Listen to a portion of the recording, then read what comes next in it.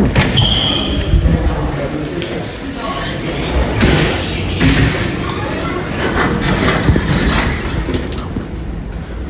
to the emergency department of Our Lady of Rose Hospital.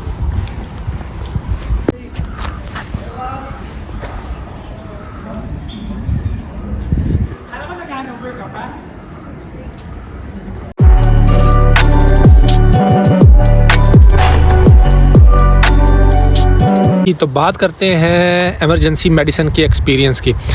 जैसे ही patient emergency में present होता है तो अगर तो उसके पास जीपी लेटर है तो उसको 100 यूरोज़ ये लोग चार्ज नहीं करेंगे। अदरवाइज़ विदाउट जीपी लेटर आ गया और बगैर किसी को इन्फॉर्म किए, बगैर अपने फैमिली डॉक्टर को इन्फॉर्म किए, उसकी कंसेंट के बगैर आया तो दैन उसको 100 यूरोज़ ये लोग चार्ज करते हैं। जैसे आप इमरजेंसी में दाखिल होते हैं, रिसेप्शन पे आप बताते हैं तो फ़ौरन से आपकी डिटेल्स एंटर की जाती हैं सिस्टम में और दैन आपका ट्रायज स्टार्ट हो जाता है।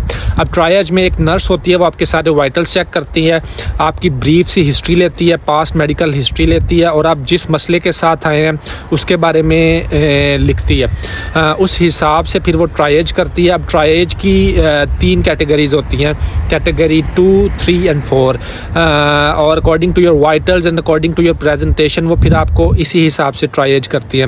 जो कैटेगरी 2 के पेशेंट्स होते हैं उनको वेरी अर्जेंट केयर नीडेड होती है तो उनको कैटेगरी 2 में डाल देते हैं। इसी तरह कैटेगरी 3 में अर्जेंट केयर के आ जाते हैं पेशेंट्स और कैटेगरी 4 में उससे नीचे आ जाते हैं। जहाँ पे डॉक्टर्स की रिसेप्शन होती है वहाँ पे वो फाइल्स पड़ी होती हैं तो वो फाइल्स हमारे पास बन के पहुँच जाती हैं। उसमें कैटेगरी 2, 3 और 4 की फाइल्स हमें पड़ी नज़र आ रही होती हैं। तो हम सिस्टम में देखते हैं कि वो पेशेंट सिस्टम में एंटर हो गया तो वहाँ से वो फ़ाइल उठाते हैं।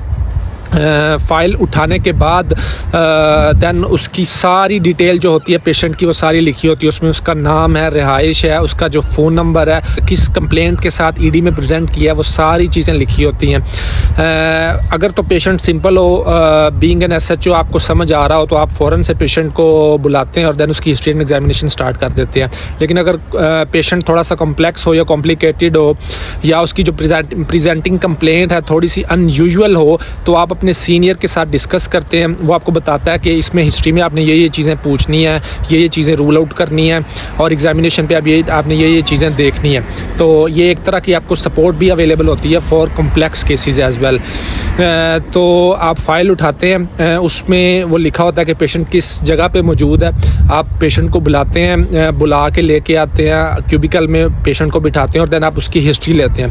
प्रॉपर डिटेल्ड उसकी हिस्ट्री लेने के बाद दैन आप उसका फिर एग्जामिनेशन स्टार्ट कर देते हैं और एग्जामिनेशन के बाद दैन फिर आप उसके ब्लड्स करवाते हैं, जो भी रिलेटेड ब्लड्स आपके माइंड में है आफ्टर हिस्ट्री एंड एग्जामिनेशन वो करवाते हैं। कोई एक्सरे या कोई सीटी स्कैन वगैरह करवाना है तो आप करवाते हैं और जैसे ही ब्लड्स और जो एक्सरेज या सीटी स्कैन वगैरह हो जाते हैं वो सारी डिटेल दैन आप अपनी किसी सीनियर के साथ डिस्कस करते हैं कि पेशेंट को ये था, ये उसकी एग्जामिनेशन फाइंडिंग्स थी और अब इसके ये ब्लड्स हैं। तो दैन उसके अकॉर्डिंगली अगर तो वो पेशेंट बनता है मेडिसिन का तो वो मेडिसिन को रेफ़र हो जाता है और अगर वो सर्जरी का बनता है तो सर्जरी को रेफ़र हो जाता है। यानी कि जो भी कंसर्न स्पेशलिटी है दैन फिर बीइंग एन इमरजेंसी फिजिशियन आप उनको बिलीव करते हैं और दैन वो आपको कॉल बैक करते हैं और पेशेंट डिस्कस करते हैं और अगर तो वो एग्री करते हैं तो पेशेंट वो एक्सेप्ट कर लेते हैं। अदरवाइज़ फिर उसका कोई और प्लान डिवाइस किया जाता है। अगर पेशेंट बिल्कुल वाइटली स्टेबल हो, आप थोड़ा बहुत इमरजेंसी ट्रीटमेंट दे के उसके ब्लड्स वगैरह अगर फाइन है तो दैन आप उसको वापस घर भी भेज सकते हैं।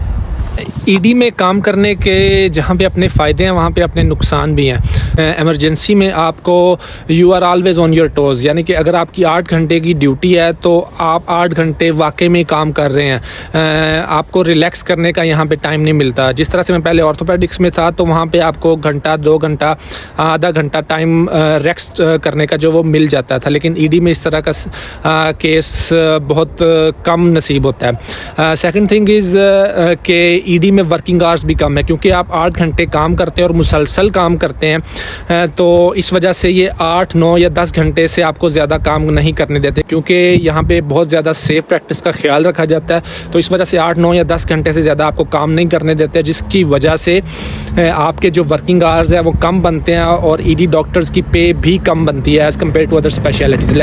लाइक जिस तरह से मैंने ऑर्थोपेडिक्स में काम किया था वहाँ पे कंपैरेटिवली बेटर थी क्योंकि वर्किंग आवर्स ज़्यादा थे और जबकि ईडी में है वर्किंग आवर्स कम होने की वजह से आपकी जो पे है वो कम बनती है। And the third thing is कि आपको 4 से 5 दिन के बाद ये लोग इंसिस्ट करते हैं कि आप लोग 1 या 2 दिन का ऑफ जो है वो लाजमी लें, क्योंकि आप मुसलसल 8 या 9 घंटे काम कर रहे होते हैं तो आपकी मेंटल हेल्थ पे भी इफ़ेक्ट पड़ता है, तो जिससे आपकी जो जजमेंट है वो मुतासर हो सकती है। इसीलिए ये लोग इनकरेज करते हैं कि 5 दिन के बाद, या ये रोटा इस तरह से बनाते हैं कि हर बंदे को 5 दिन के बाद 1 या 2 दिन का ऑफ मिले। तो ये सारी चीज़ें कंट्रीब्यूट करते हैं कि एमरजेंसी में पे जो होती है वो निस्बतन दूसरी स्पेशलिटीज़ के कम होती है। इस चीज़ को कंपनसेट करने के लिए ये ईडी अलाउंस लगाते हैं, वो थोड़ा ही होता है, आई थिंक 200 या 300 यूरो होता है। मुझे उसके बारे में एग्जैक्ट अभी मालूम नहीं है। बाकी अगर आप लोगों का कोई क्वेश्चन हो एमरजेंसी मेडिसिन के हवाले से तो वो लाजमी बताइएगा ताकि उस पर भी वीडियो बना सके। मिलते हैं अगली वीडियो में।